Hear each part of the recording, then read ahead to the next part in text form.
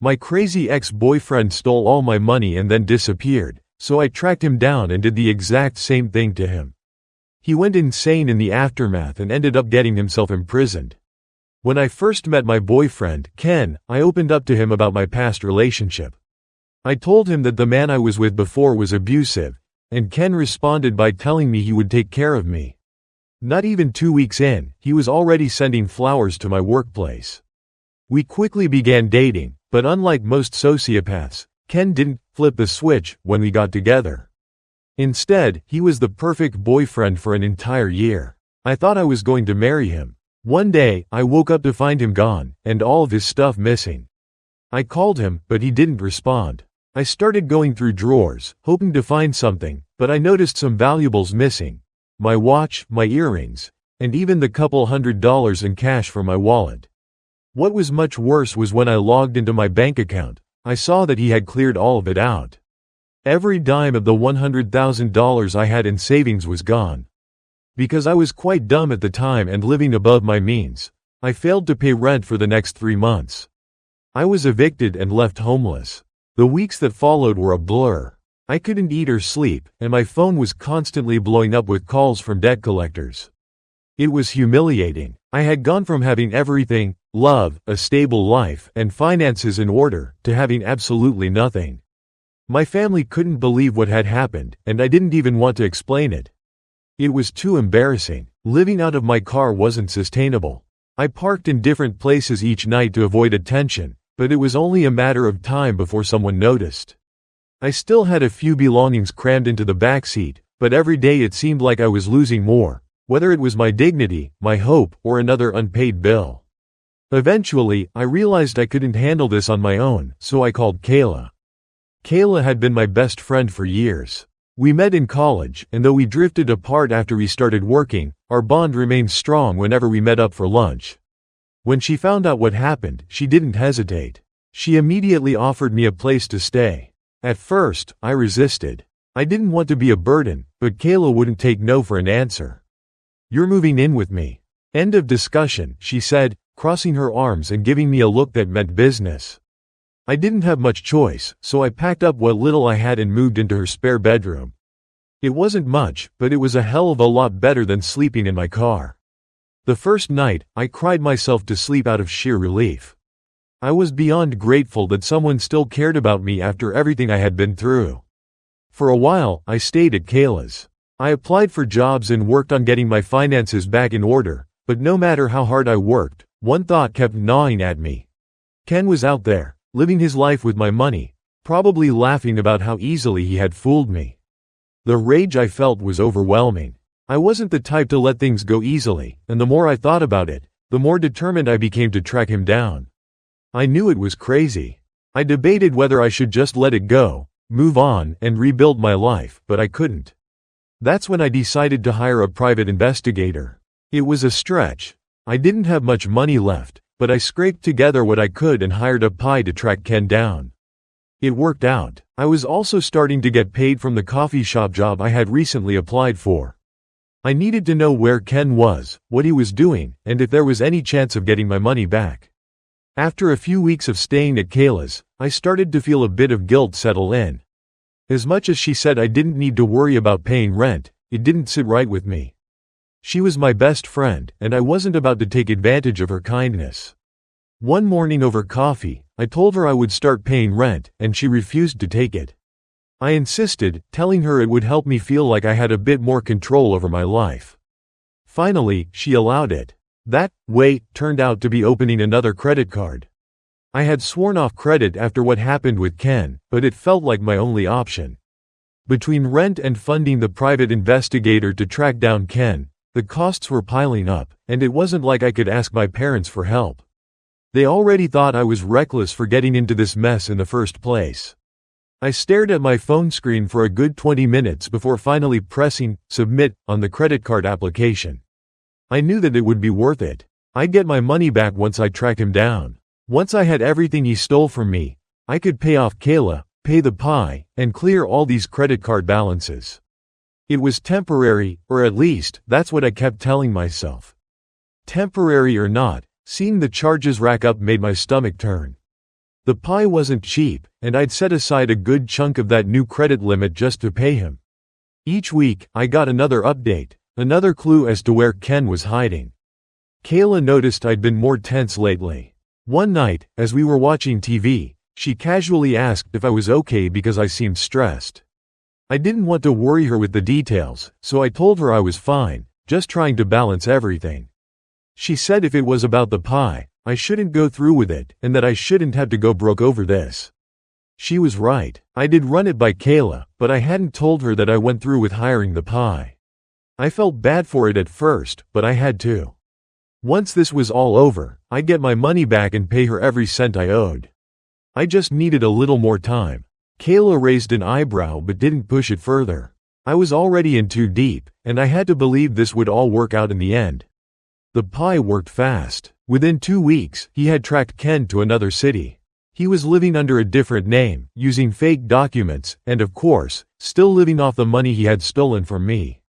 Seeing pictures of Ken ignited a fire in me. I wasn't going to let him get away with it, but I needed help. That's when I thought of Sarah. Sarah was someone I hadn't spoken to in a long time. We used to be close, but over the years, we had drifted apart too. I knew her from college, though she never attended classes herself. She just hung out with the same friend groups. And if there was one thing to know about Sarah, it was that she thrived on chaos and drama. She was trouble, always had been, but she was also incredibly smart. If anyone could help me get back at Ken, it was her. I reached out to Sarah, explained what had happened, and told her my plan. I didn't just want to ruin Ken financially, I wanted to ruin him emotionally. I wanted him to feel the same pain and betrayal I had felt.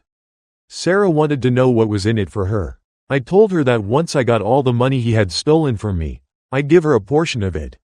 Of course, she was all in. The plan was simple. Sarah would seduce Ken. She would gain his trust, worm her way into his life, and then take everything from him, his money, his dignity, and his sense of control. The first night she saw him, it was almost too easy. He was sitting at a bar, and Sarah, wearing a tight black dress that hugged every curve just right, strutted over to him. They talked for a while, and she told me they danced for hours that night. Sarah made sure every move kept his attention. She really knew how to dangle the bait without giving too much away. Within a few weeks, she had Ken wrapped around her finger. He had no idea she was working with me. She played the part of the doting girlfriend, hanging on his every word, pretending to care about him the way I once had. Ken fell for it, hard. I watched from the sidelines as Sarah executed our plan.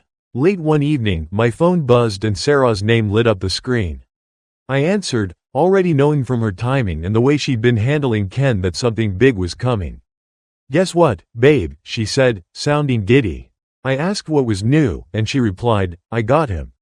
He finally gave me access to his bank account today, all of it." "Are you serious?" I asked, too afraid to believe it. "Dead serious," Sarah confirmed. She told him she needed access to help manage expenses and take care of him, and he was more than happy to hand it over. We talked about the next steps and decided to create a new account under a fake name. We would slowly funnel everything from his account into it, and when the time was right, we'd drain it all in one go. My heart pounded as she laid out the plan.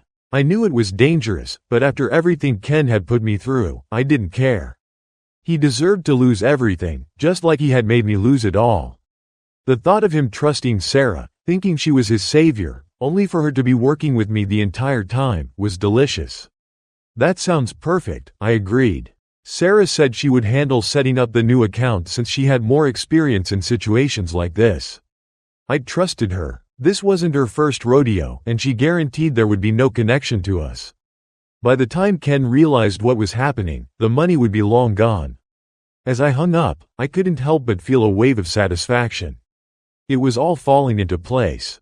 Ken had destroyed me, taken everything I had, and now it was his turn to lose it all. By the time Ken realized what was happening, it was too late.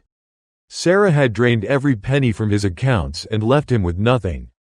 I sat by my phone for hours after the money was supposed to be transferred, waiting for Sarah to call. It was taking longer than I expected, but I wasn't too worried at first. Maybe she was just being extra cautious.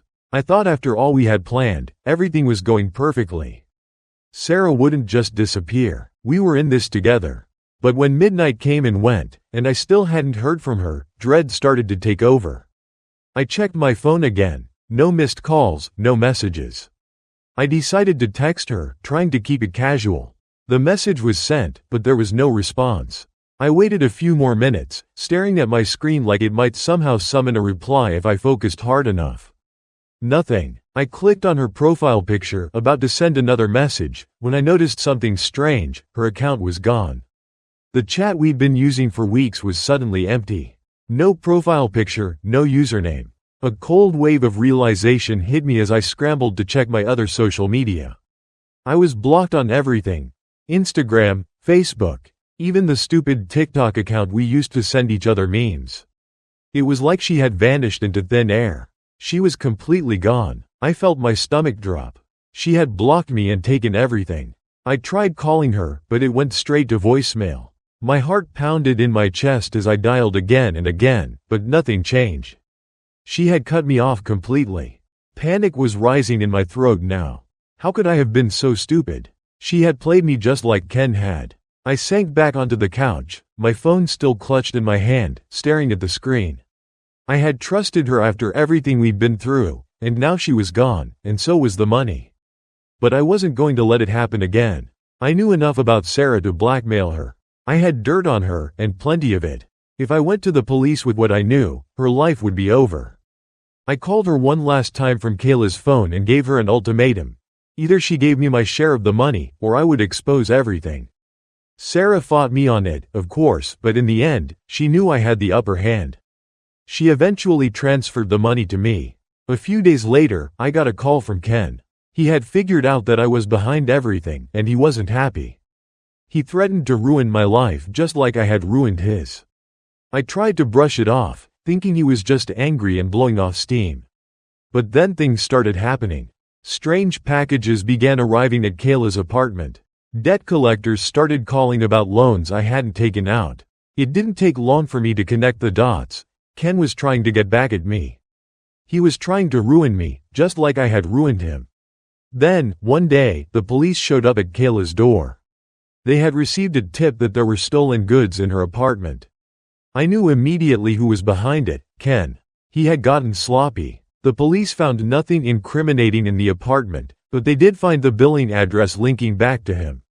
It turned out Ken had been involved in a lot more illegal activities than I had originally thought. He had been ordering packages and then requesting refunds for the goods, claiming he never received them. He'd then turn around, sell the items on the black market, and keep the money from the refund. The police opened an investigation, and before I knew it, Ken was arrested. They charged him with fraud, conspiracy, and several other crimes. The trial took months, but in the end, Ken was sentenced to prison. He had tried to destroy me, but he had only destroyed himself. As for Sarah, I haven't spoken to her since. After everything that happened, I realized I didn't need her, and I didn't need the money. Looking back, I know the revenge wasn't worth it, and I often wonder what my life would have been like if I had listened to Kayla in the beginning. But at least now, I can finally move on. Conclusion. Reflecting on everything that happened, I've come to realize that revenge is a dangerous game, one that ultimately leaves everyone involved broken in some way. I thought that by taking back what Ken had stolen, I would regain control over my life, but in chasing revenge, I lost even more: my peace of mind, my trust in others, and a piece of myself. I thought getting even would heal the wounds, but it only deepened them.